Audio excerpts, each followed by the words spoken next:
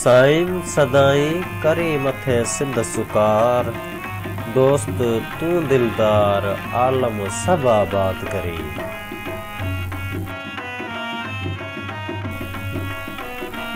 अज असां जे धरती जे हिस्से ते रहूं था तंहिंखे सिंध नाले सॾियो वञे थो।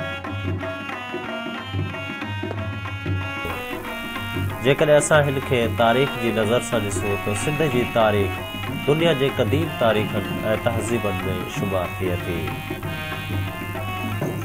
सिंध जी तारीख़ एतिरी त वसी आहे जो हिनखे हर पढ़ंदड़ ऐं हर ॿुधंदड़ जो अकुल सोच ऐं वीचार में गुम थियो वञे। सिंध धरती जो वजूद। क़दीम सिंध जी तारीख़ खे सम्झण लाइ हाणोकी सिंध ऐं हाणोको ज़मानो विसारे उहो आगाटो ज़मानो असांखे अखियुनि अॻियां आणणो पवंदो।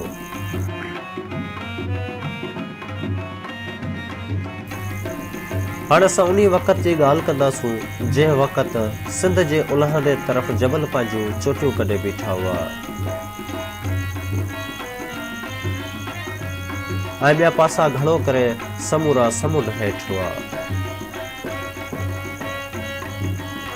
जंहिं सिंध ते अॼु असां रहूं था इहा सिंध केतिरा ई जुग पाणी हेठि रही। इन तारीख़ खे यकीनी मञाइण लाइ को बि किताब मौजूदु नाहे, पर कुझु जियालॉजी जा भण ऐं माहिर आहिनि से उहे इन्हनि जुगनि जूं ॻाल्हियूं पढ़जी परोड़े सघनि था।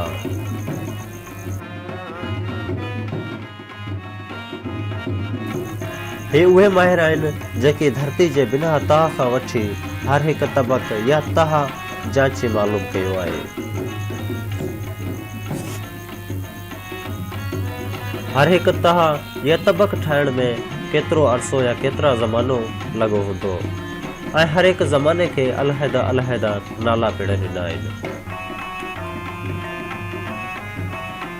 इन्हनि माहिरनि जो ई चवणु आहे त जियोलॉजी जे टे ज़माने में सिंध समेत सॼी उत्तर हिंदुस्तान जो ॻच भाङो टेथिया नाले समुंड हेठि हो,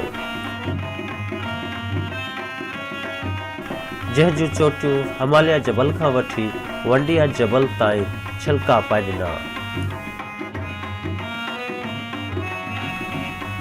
कंहिं वक़्त हिमालय जबल तरफ़ अहिड़ा ख़ौफ़नाक ज़िलज़िला थिया जो धरती मथे चढ़ी आई ऐं सिंध समूरी तां समुंड जो पाणी हटी वियो। ईअं ई सिंध दुनिया जे नक्शे ते ज़ाहिर थी।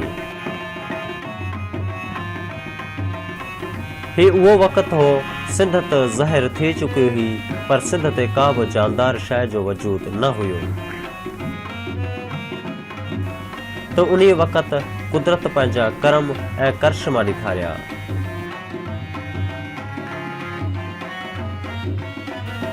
वक़्त ब वक़्त जेके छुहा ऐं तूफ़ान थिए लॻिया तंहिं सबबु वारी वाए पखड़ंदी, बरसात सबबु ज़मीन वाए वहंदी ऐं गर्मी सबबु सख़्त थई।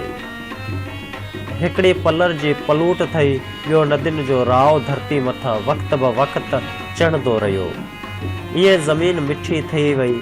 आख़िर इन तरह सिंध पंहिंजी सूंह ऐं सावक सां दुनिया जे नक्शे ते ज़ाहिर थई।